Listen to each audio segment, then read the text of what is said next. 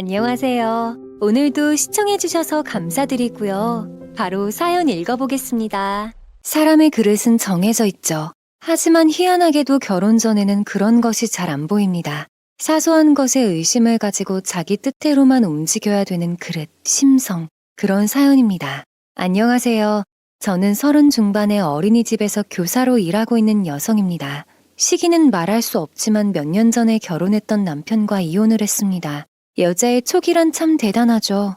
남편감과 아버지감이 아니란 것을 알고 아이도 가지지 않았으니까요.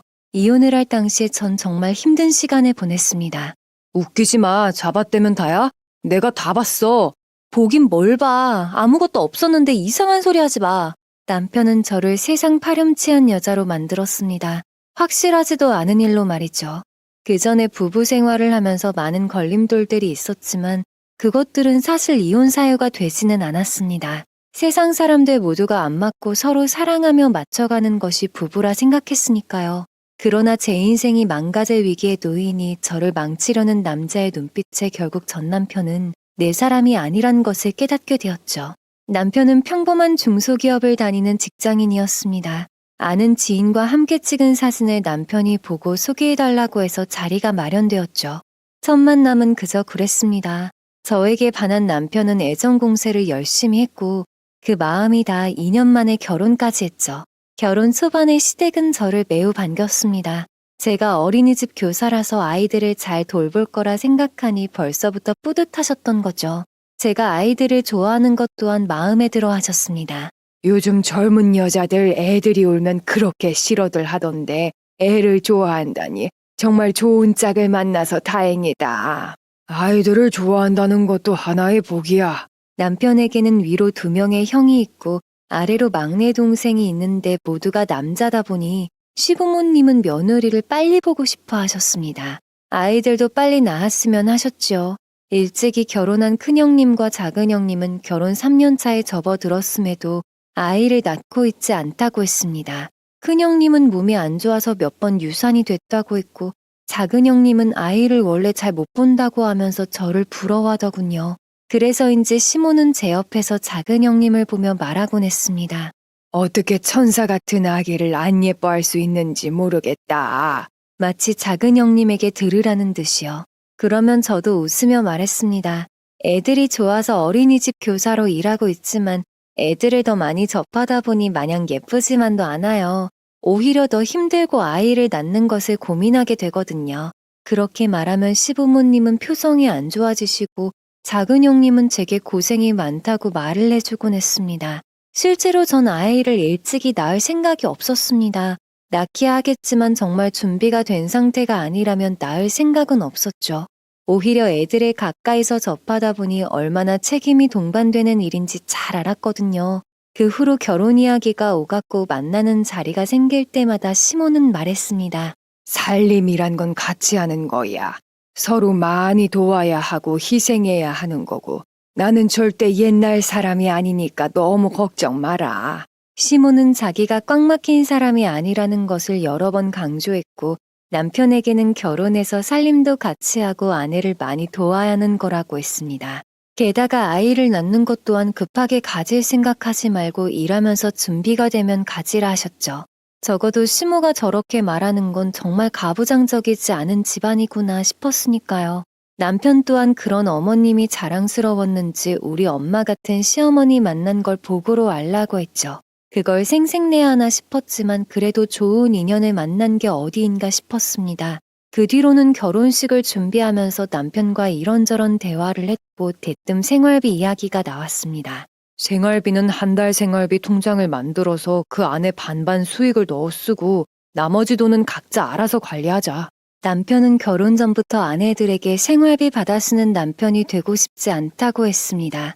서로 돈을 버는데 온전히 재산을 합쳐서 눈치 보며 자신이 고생한 소득을 아끼려고 노력하고 싶지 않다고 했죠.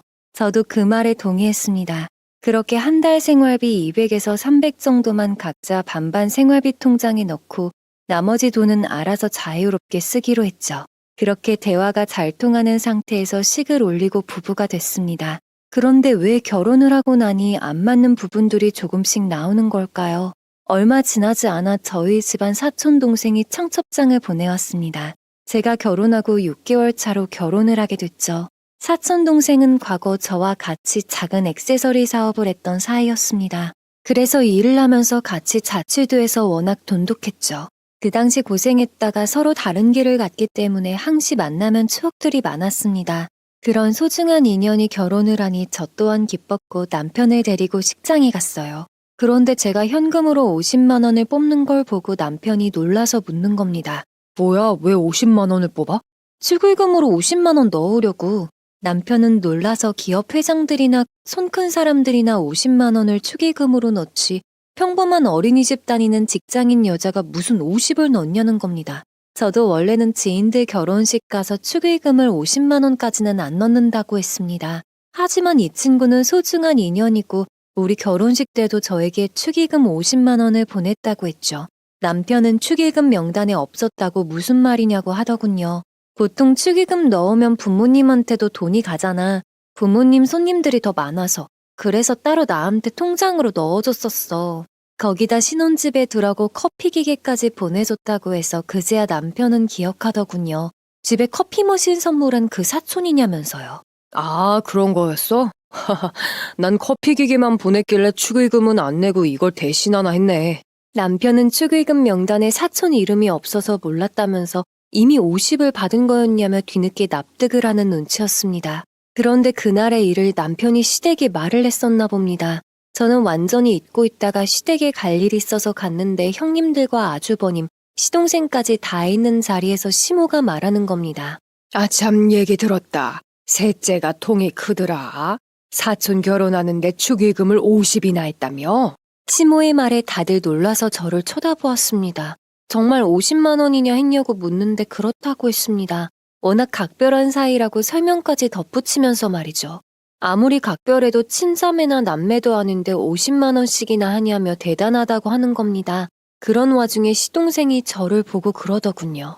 아, 형수님. 그럼 제 결혼식 때 기대해도 되는 겁니까? 기대해봐. 시동생과 시모는 50만 원이면 엄청 크지 않냐며 좋아했고 마치 자신들이 받게 될 것처럼 말했습니다. 게다가 형님들은 저보다 늦게 결혼을 해서 그 돈을 받아야 했다며 장난을 쳤죠. 이야기가 이상하게 흘러간다 싶어 바로 잡아야겠다고 생각하고 말했습니다. 아, 저희 언니 결혼할 때도 그 정도 안 했어요. 따로 혼수만 같이 준비해줬고 지인들 결혼할 때 어떻게 50이나 돼요. 그 친구는 같이 사업을 했었고 심지어 그 친구가 먼저 축의금을 50만 원 보낸 데다가 신혼살림까지 선물로 해서 그렇게 챙긴 거라고 했죠. 오는 게 있으니 가는 게 있는 거죠. 저도 그냥은 안 해요.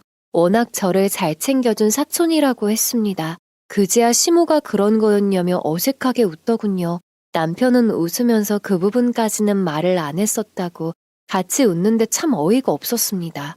말을 전달하려면 제대로 해야지 왜 그런 자세한 이야기는 쏙 빼고 했는지 이해가 안 가더라고요. 그때까지만 해도 그저 아내가 통이 큰 사람으로 보이게 하려는 거였나 싶었습니다. 그런데 그게 아니었죠. 남편의 정확한 의중을 알게 된 것은 나중에 시간이 흘러 시동생이 결혼을 할 시점이 돼서였습니다. 시동생이 예비 신부를 데려와 인사를 했고 식날짜가 잡혔습니다. 축의금 이야기가 나왔는데 제가 축의금을 10만 원 준비했어요. 그런데 남편이 말하더군요. 축의금 10만 원? 고작? 당신은 얼마 하는데? 20만 원. 어처구니가 없었습니다. 친동생 축의금을 20만 원 하면서 저보고 고작 10만 원이라고 하다뇨. 고작이 아니라 시동생도 우리 결혼할 때 축의금으로 10만 원 했다고 했습니다. 전 그대로 다시 부는 것뿐이라고 했죠. 거기엔 아무 말도 못하더군요. 그래도 사촌한테 50만 원을 해놓고 시동생에게 10은 너무 짠 거 아니냐고 하길래 반대로 물었습니다. 당신은 처가에 축의금 10만 원 이상 한 적 없잖아. 아니, 나는 원래 그 정도 하던 사람이고 당신은 통이 크게 행동하길래 더 많이 할 줄 알았지. 나를 통 큰 사람으로 만들어준 건 고마운데 사촌은 특이한 케이스였고 왜 갑자기 이 이야기를 지금 하는지 모르겠는데 남편은 제 말에 할 말이 없어졌는지 그냥 못 들은 걸로 하라고 하더군요. 그 후로 아무렇지 않게 있었지만 어딘지 모르게 기분이 나빴습니다. 제가 무조건 크게 할 줄 알았고 그걸 기대했다는 것에 기분이 참 이상했죠. 결국 결혼식이 끝나고 남편에게 다시 물었습니다. 과거에 시댁이 말했던 것도 그렇고 오늘도 통이 큰 줄 알았는데 그게 아니었다는 말이 무슨 뜻이었냐고요. 남편은 난감한 표정으로 말하더군요. 당신이 처형 결혼식 때도 돈 크게 썼었고 사촌 동생한테도 축의금을 높게 하길래 원래 많이 내는 사람인 줄 알았어. 내가 은연중에 기대를 했고 그게 말로 나와버린 건가 봐. 남편은 친정에는 잘하고 시댁에만 돈 적게 내는 거라고 생각을 했다는 겁니다. 그게 내심 서운했고 제가 그걸 느낀 것 같다고 하길래 말했습니다. 가족에 따라 가풍이 다르고 그거에 맞게 하는 거라고요. 위로 있는 우리 언니도 나 결혼할 때 집에 냉장고까지 해주지 않았냐고 했습니다. 원래 가는 게 있으니 오는 게 있는 거고 명확하게 찝어서 말한 적은 없지만 시댁은 그런 것이 없었고 다들 기본만 충실하게 해서 나도 그만큼만 한 거라고 했습니다. 그제야 남편도 더는 말을 못하더군요. 그걸로 기분이 나빴냐고 물었더니 남편은 아니라고 했습니다. 제 이야기를 들어보니 그게 맞는 거고 자신부터가 처가에 큰돈을 쓴 적이 없어서 면목이 없다 하더군요. 서로 되는 데까지 노력하자고 했습니다. 그런 걸로 서운해하지도 말자고 했고요. 제 말에 남편은 그러자고 웃으며 말하더군요. 그날 이후 싸우는 일은 딱히 없었습니다. 더 이상 축의금이나 돈 이야기도 하지 않았죠. 그런데 돈 이야기가 오가지 않았더니 다른 문제가 생겼습니다. 시동생이 결혼을 하고 나서 그 시기에 큰형님이 유산만 하다 드디어 아이가 제대로 자리 잡아 출산 준비를 하게 됐습니다. 기쁜 일이었고 축하 전화도 했습니다.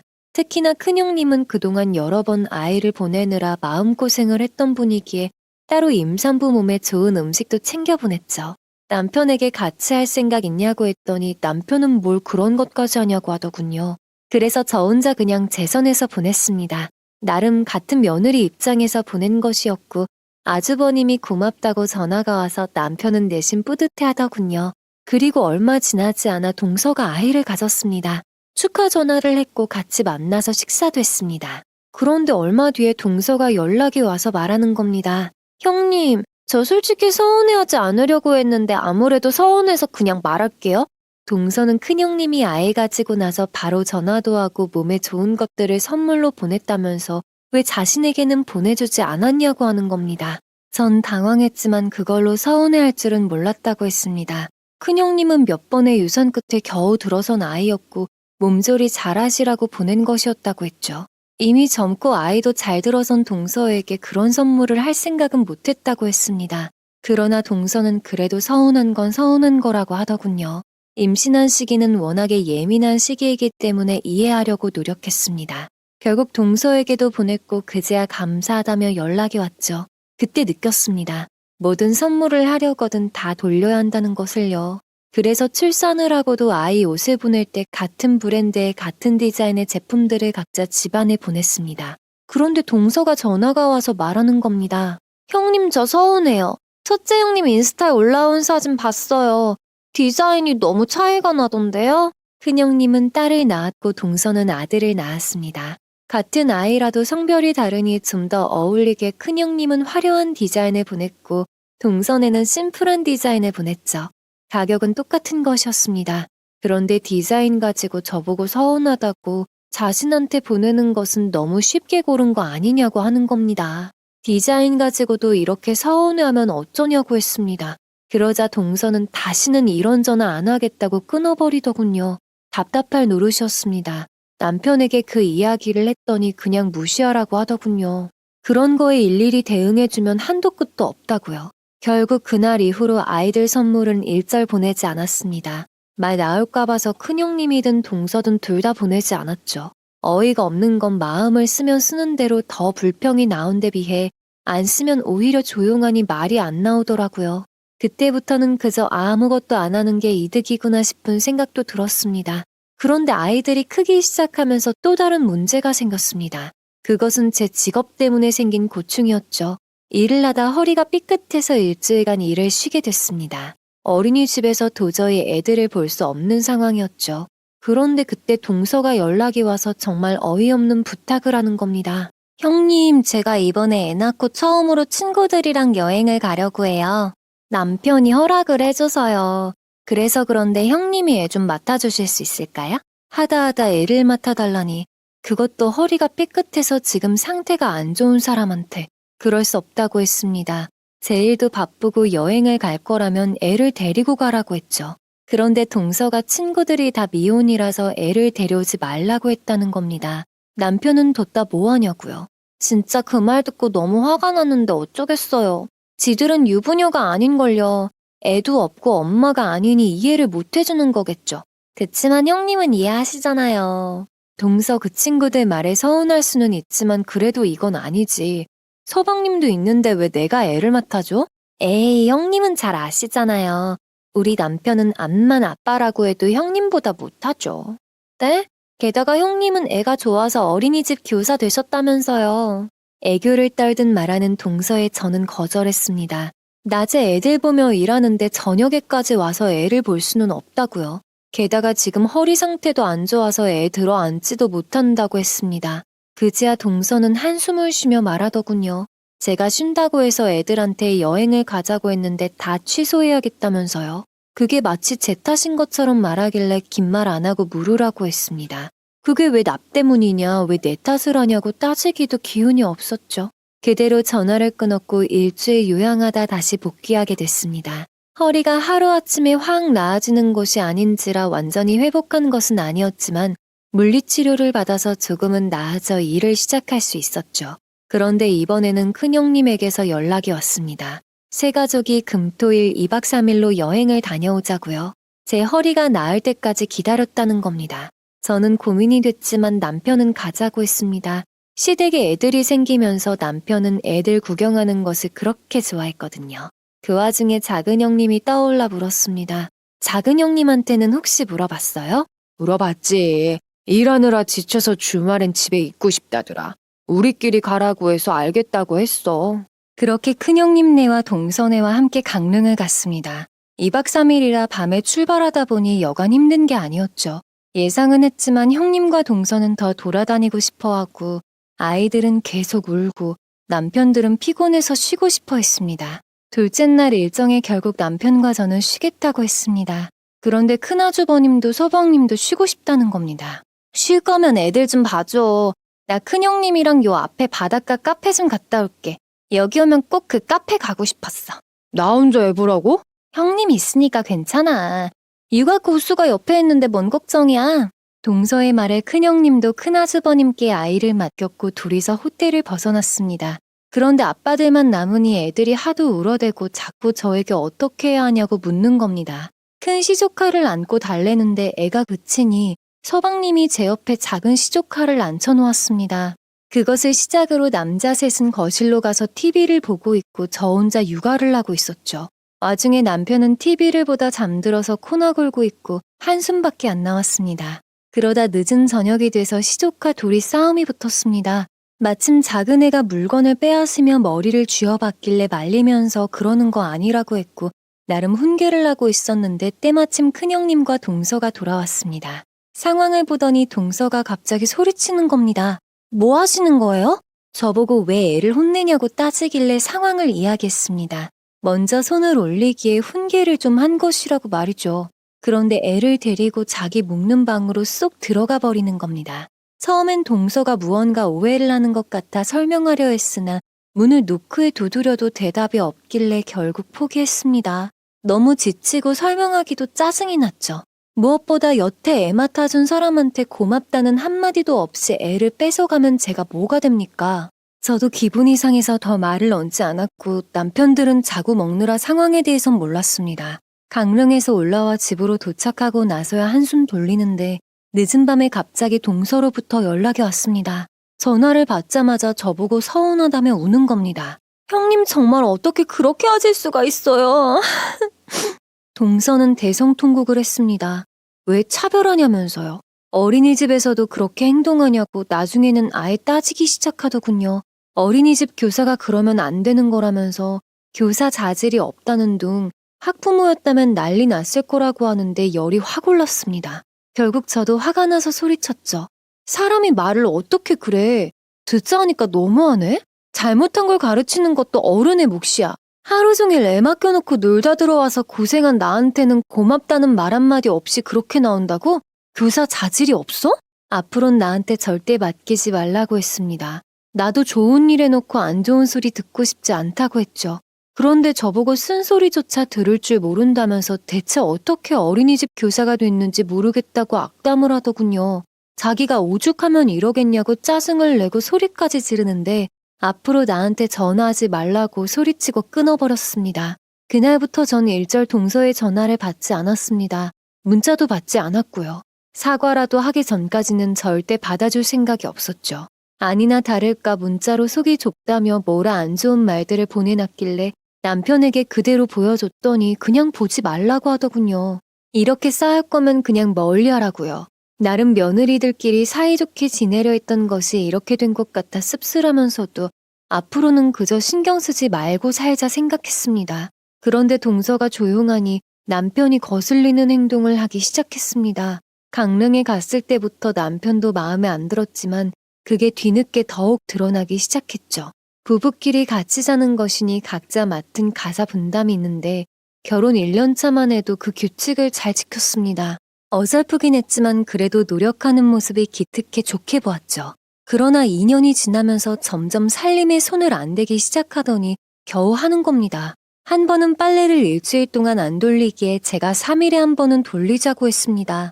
아침마다 셔츠가 없다고 불평을 하면서도 빨래는 자신의 담당이라 저에게 말은 못하지만 표정이 굳어진 게 보였었죠. 서로 맡은 구역은 침범하지 말자. 안 하는 게 아니라 나도 피곤해서 좀 천천히 하는 것뿐이야. 당신이 아침마다 셔츠 없다고 해서 그러는 거잖아.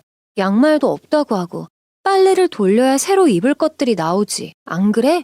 그제야 남편은 고민하더니 분담을 바꾸자고 했습니다. 자신이 청소기 돌리기와 설거지 그 밖에 다른 살림들을 할 테니 빨래는 제가 돌리라고요. 바꾸자마자 빨래는 자주 돌아가서 군말이 없었습니다. 그러나 설거지를 제때 안 하니 날파리가 꼬이기 시작했죠. 설거지 좀 바로바로 하면 안 돼? 아니면 적어도 요리하기 전에는 하는 게 낫지 않겠어? 내가 서로 역할 침범하지 말자고 했지. 그렇게 답답하면 당신이 하던가. 내가 안 하는 게 아니잖아. 짜증은 났지만 그렇게라도 하는 게 어딘가 싶었습니다. 나름 서로의 속도에 맞게 기다려주는 것도 하나의 배려라고 생각했고요. 그러나 시모가 찾아온 날 기어코 난리가 났습니다. 주방에 쌓인 설거지거리에 눈이 뒤집혀서 소리를 치신 겁니다. 이게 뭐냐? 아니 설거지를 이렇게 쌓아놓는 사람이 어디 있어? 얘 이러면 날파리 꼬이잖니?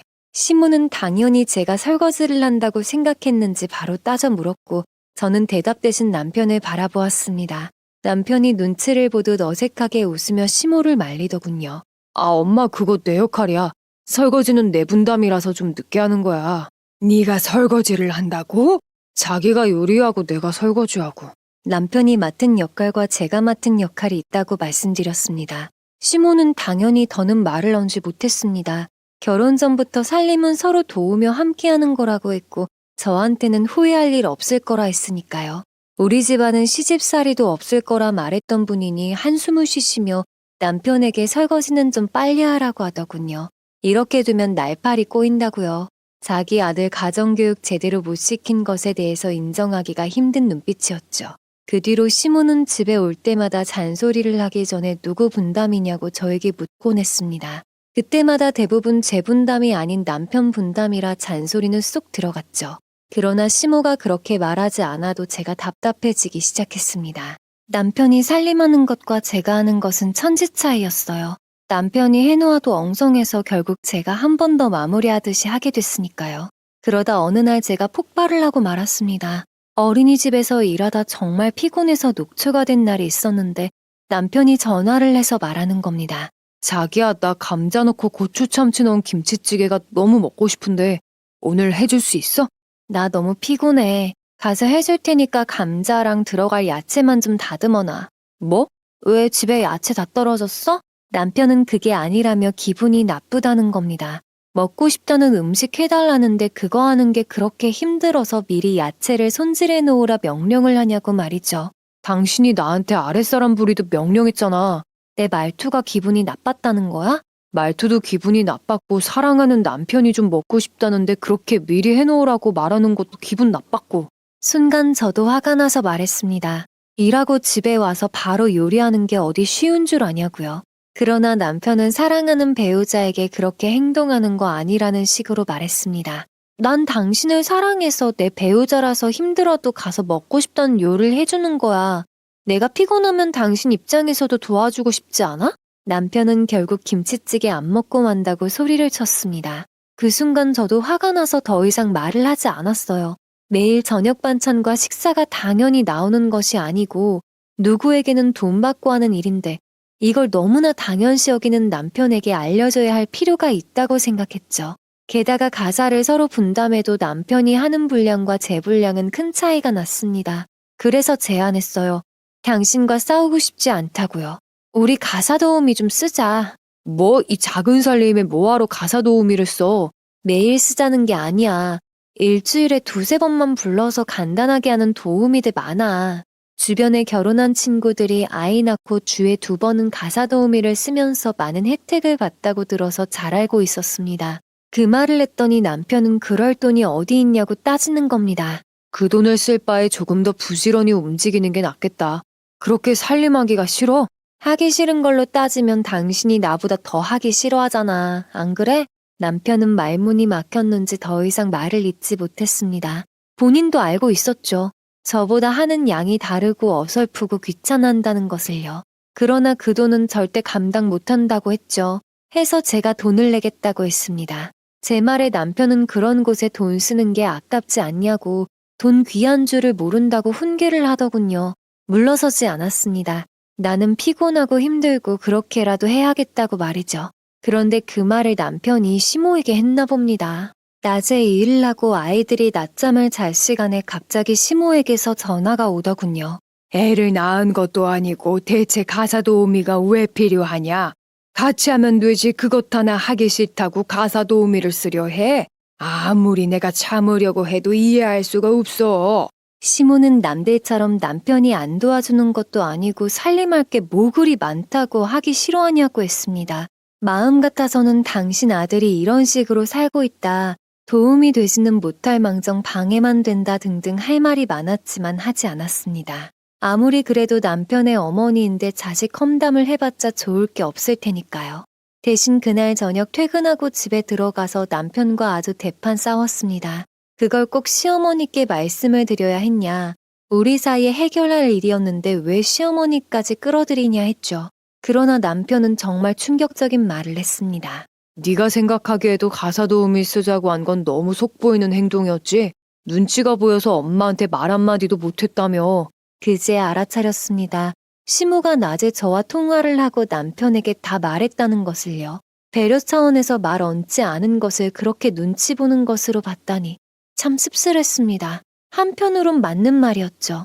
아들 험담을 해서 시모 기분이 나쁘게 하고 싶지 않은 눈치를 본 것인데 그게 다른 눈치를 본 것으로 보였다는 것이 참. 그날 무려 3시간을 대화를 했고 자기 말이 맞다고 우기는 남편은 기어코 저를 이겨먹으려 했습니다. 아마 그날부터였던 것 같습니다. 제가 결혼에 회의감을 느낀 것이. 그날 이후로 저는 남편에게 벽을 긋게 되었습니다. 정확히는 이 남자는 내 평생의 남편감도 아이 아버지감도 아니구나 라고 느꼈던 것이죠. 법적으로 갈라서야겠다는 생각까지 한 것은 아니었지만 은연중에 제 머릿속은 포기를 했던 것 같습니다. 남편에게 많은 것을 바라지 않고 답답하면 제가 먼저 살림을 해서 해치워버리곤 했죠. 남편은 더 이상 군소리하지 않고 화도 안 냈습니다. 제가 달라졌다며 내심 좋아하기까지 했죠. 그때 알게 됐습니다. 주부들이 해탈해서 살림을 도맡아 한다는 말이 이런 식이구나. 그런데 어느 날 남편이 아이 계획을 말했습니다. 사실 그동안 시조카들이 너무 예뻐서 우리도 아이를 가졌으면 했어. 근데 자기가 살림도 그렇고 너무 불평을 하니까 말을 못 꺼냈지. 근데 이제는 아이 가질 준비가 된 것 같아. 피임약은 그만 먹고 2세 계획을 세우자고 하길래 전 거절했어요. 당신이 보기엔 이게 자리 잡은 것처럼 보였겠지만 난 힘들어. 애까지 키울 자신 없어. 남편은 어이없다는 표정으로 말했습니다. 대체 뭐가 힘드냐고요? 남들도 다 이렇게 산다고 하면서 저를 설득하기 시작했습니다. 보육교사가 학부모들 마음을 알려면 그래도 애를 가져봐야 알지 않겠어? 그런 이유라면 더더욱 아이 낳을 생각 없어. 난 내가 내 아이를 낳을 준비가 완전히 됐을 때 낳을 거야. 지금은 마음의 여유도 몸의 여유도 없어. 아이를 낳으면 절대 일을 같이 병행할 수 없을 거라 했습니다. 남편은 자기 혼자 일하겠다며 괜찮다고 했죠. 주부로 살아도 된다고 하길래 그건 제가 싫다고 했습니다. 그러자 남편은 짜증을 냈어요. 이것도 싫다 저것도 싫다 뭐 어떡하자는 거냐고요. 미안하지만 아직은 아니라고 조금 시간을 더 두자고 했습니다. 그 대답을 하면서도 실상 제 마음은 그러했습니다. 남편이 좋은 아빠와 남편이 되어주지 않을 것 같아 결정을 못하는 것인데 차마 그렇게 대놓고 말을 할 수는 없으니까요. 그런데 그때부터 남편이 조금 달라지기 시작했습니다. 더 이상 아이를 가지자고 애원하지도 않았고 그냥 저 편한 대로 살자고 하더군요. 제 뜻을 받아들여준 것 같았습니다. 실제로 남편이 어떤 오해를 하고 있는지는 꿈에도 몰랐죠. 어느 날 어린이집 일을 끝내고 집으로 돌아가는데 갑자기 어둠 속에서 웬 남자가 나타났습니다. 그리곤 정말 잽싸게 제 가방을 훔쳐 달아나는 겁니다. 소매치기를 당해서 너무 놀라 주저앉았고 쫓아가려는 순간에는 이미 멀리 달아난 상태였습니다. 놀란 마음을 진정시키고 경찰서로 가서 신고를 했습니다. 근처 CCTV랑 다 확인하게 해달라 했고 지갑에 있을 카드부터 정지시켰습니다. 핸드폰이 없어서 집으로 돌아가 남편에게 사실을 말했더니 덩달아 놀라며 괜찮냐고 달래주더군요. 아유, 아무리 그래도 세상에 소매치기라니. 많이 놀랐겠다. 그런데 다음날 아침에 도둑 맞았던 핸드폰이랑 지갑 카드가 그대로 어린이집 마당 근처에 버려져 있었습니다. 이것저것 뒤진 흔적도 있었고 돈도 지폐 몇 장을 빼갔지만 카드는 정지된 걸 알아서인지 쓰지도 않고 놔뒀더군요. 정말 희한한 소매치기범이라 생각했습니다. 보통은 훔쳐가서 버리는데 이렇게 돌려준다는 게 어이가 없었죠. 그런데 그날 오후에 남편이 전화가 와서 저녁에 외식을 하자고 했습니다. 자기 마음고생도 했고 놀랐을 테니까 외식하자. 오늘 내가 고기 살게. 그렇게 말하며 남편은 어린이집까지 데리러 오겠다고 했습니다. 요즘 왜 이렇게 안 하던 행동을 하냐고 놀랐다고 했더니 진작에 이렇게 할 걸 그랬다고 미안하다고 말하더군요. 남편이 데리러 오기 전에 어린이집 아이들을 돌려보내고 청소를 한 뒤 남은 음식들을 정리했습니다. 쓰레기 정리를 할 때 평소인 남자 교사인 동료분이 도와주셨는데 그날따라 너무 바쁘셨어요. 결국 저 혼자 묵직한 봉지를 들었고 그만 허리가 삐끗해버렸습니다. 이미 허리가 안 좋은 상태였는데 또 삐끗해서 일어서지를 못하겠더군요. 제가 다급히 소리를 내서 그분을 불렀고 놀라서 달려온 동료 교사는 저를 부축해서 교사실까지 가는데 도와주었습니다. 응급실이라도 가야 하는 거 아니냐며 핸드폰으로 구급차를 부르려고 하길래 그 정도까진 아니라고 말렸습니다. 남편이 곧 올 거예요. 오늘 데리러 오기로 했어요. 차 타고 병원에 갈게요. 아, 그래요? 그런데 그때 찰칵 소리가 나면서 어디서 영상에 찍히는 소리가 들리는 겁니다. 놀라서 고개를 돌려보니 언제 왔는지 남편이 문 앞에서 몰래 핸드폰을 들고 있는 모습이 보였습니다. 거기서 대체 뭐 하냐고 물었더니 남편은 정말 어이없는 말을 했습니다. 드디어 증거 잡았다. 넌 이제 끝이야. 남편은 살벌한 표정으로 말했고 전 이게 대체 무슨 상황인가 싶었습니다.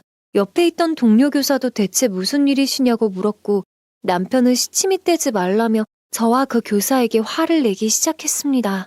니들이 이렇게 잡아떼면 모를 줄 아냐면서요.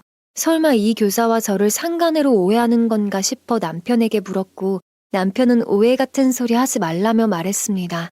증거가 한두 개가 아닌데 오해. 무슨 소리세요? 전 여자친구도 있어요. 지금 상황은 선생님이 허리를 삐끗하셔서 입 다물어 그딴 변명이 통할 것 같아? 그대로 나가버리는 남편의 전 인상을 구겼습니다. 동료 교사에게는 미안하다고 사과를 했고 오해는 내가 알아서 풀 테니 퇴근하라 했습니다. 화도 났고 남편의 행동이 어이가 없었지만 무엇보다 허리가 너무 아파서 움직이기도 힘든 상황이었습니다. 게다가 남편이 가버렸으니 차를 탈 수도 없어 결국 응급실에 전화를 해서 좀 데려가 달라고 했죠. 그대로 응급실에 가서 상태를 체크했고 허리 디스크가 아주 제대로 터져 지금 당장 수술을 해야 한다고 했습니다.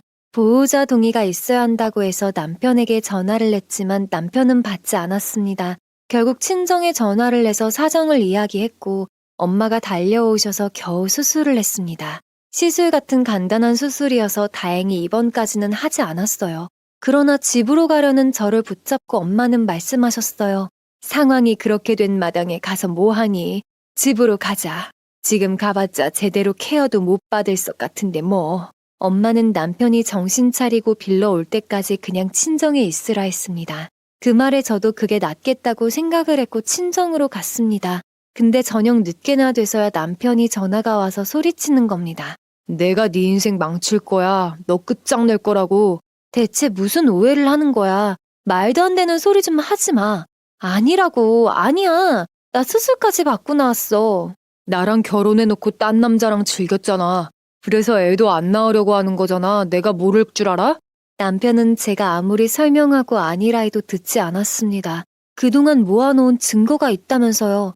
대체 그 증거가 뭔지 나도 좀 보자고 했더니 법적으로 이혼할 때 미리 증거를 풀면 소용이 없다면서 안 보여준다는 겁니다. 그때까지만 해도 전 상황의 심각성을 몰랐습니다. 아니 정확히 말하면 외도를 애초에 하지도 않아서 증거라고 있어봤자 크게 달라질 게 없을 거라 생각했습니다. 남편이 앞으로 어떻게 행동할지도 모르는 채 말이죠. 남편과 싸우고 나서 친정에 있으면서 어린이집에서는 전화를 내서 수술을 했으니 좀 쉬다 나가겠다고 했습니다.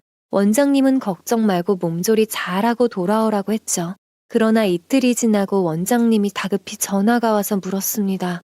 이 선생, 이거 사실이야? 말 좀 해줘봐. 박 선생은 아니라고 하는데 이게 대체 무슨... 아우...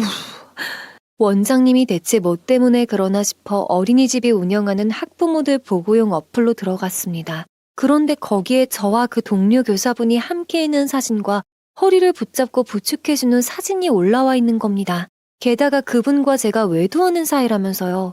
어린이집은 난리가 났고 학부모들의 전화가 쇄도했다고 들었습니다. 전 절대 아니라고 했고 사진들부터도 이상한 사진들이 아니라고 했지만 원장님은 말씀하셨어요.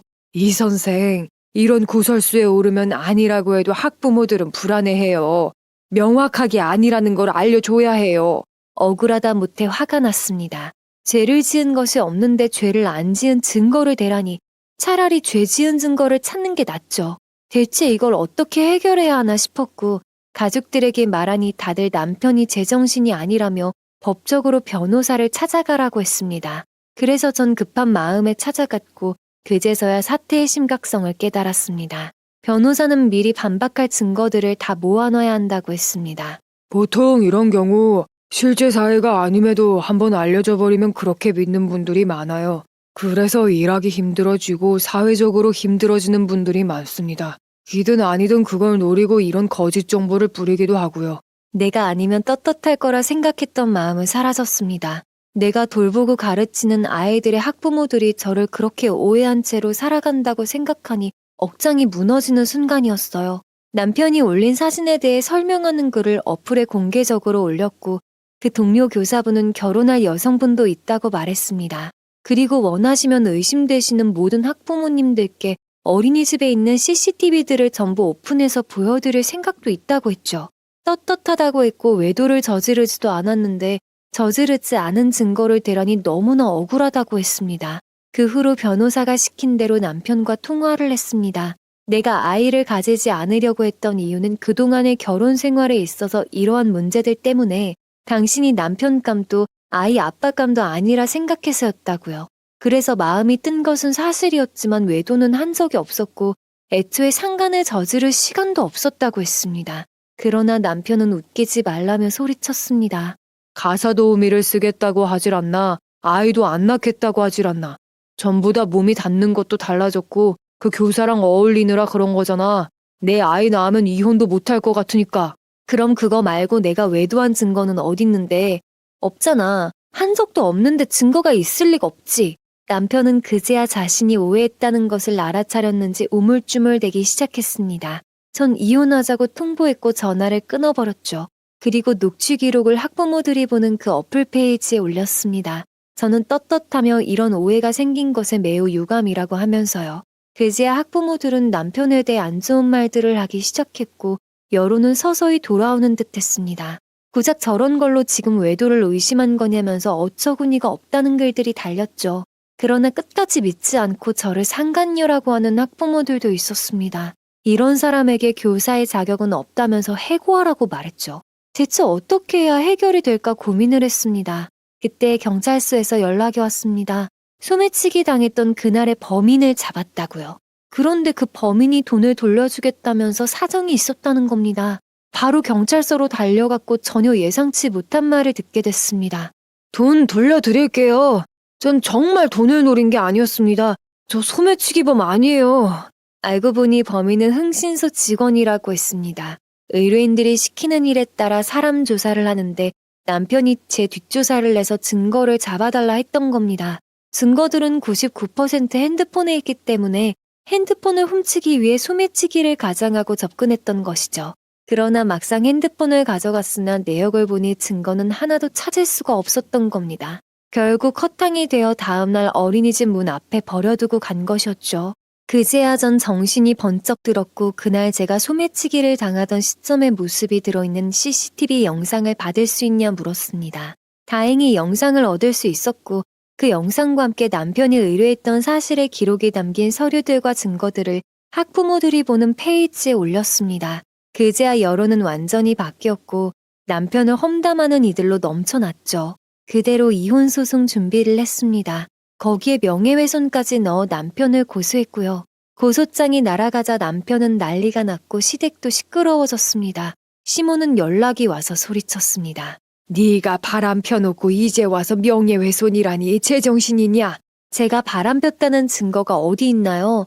제발 그 증거 좀 가져와서 보여주시죠. 시댁과 남편은 끝까지 제가 바람을 폈다고 했지만 증거는 어디에도 없었습니다. 당연히 그럴 수밖에요. 사실이 아닌걸요. 그대로 법정까지 갔고 남편은 끝까지 제가 숨기는 것이라고 증거를 잡기도 전에 둘이 잡아떼는 거라고 했습니다. 그러나 법원은 남편의 손을 들어주지 않았죠. 의처증이라며 의심했고요. 결론적으로 남편과는 깔끔하게 이혼을 했고 명예훼손 소송에서 남편은 패소했습니다. 저는 다시 어린이집에서 일을 하고 있으며 학부모들에게 오해를 풀어드렸죠. 이혼을 하고 한두 달이 지나서야 남편은 제게 연락해 미안하다고 사과를 했고 다시 한번 잘해보자고 했습니다. 자신이 바보같이 오해를 했다고요. 그러나 전 이미 엎질러진 물을 주워 담을 수는 없는 거라 했습니다. 당신 때문에 고생하고 일까지 잃을 뻔한 걸 생각하면 아직도 치가 떨린다고요. 그 뒤로 여전히 남편은 전화를 하고 연락을 취하지만 전 무시하는 중입니다. 시간이 한참 지나서는 본인도 지쳤는지 연락을 하지 않지만 술에 취한 날은 가끔 전화가 옵니다. 물론 저는 받지 않고요. 사실 상간으로 오해받았던 그때는 정말 힘들었지만 지금 생각하면 참으로 어이가 없기도 합니다. 결혼 전에는 내 남편이 혹시 바람을 피진 않을까 걱정했었는데 정작 내 남편은 나를 상간녀로 몰았으니까요. 생각해보면 서로 인연이 아니었던 겁니다. 그래서 여러 신호들이 제게 일어났고 그 끝으로 이혼을 하게 된 것 같아요. 지금까지 긴 사연 들어주셔서 감사합니다. 여러분의 가정에는 평안만이 깃들길 바라면서 이만 마치겠습니다. 더 많은 이야기, 기막힌 사연을 듣길 원하신다면 구독과 좋아요, 알림 설정 부탁드립니다.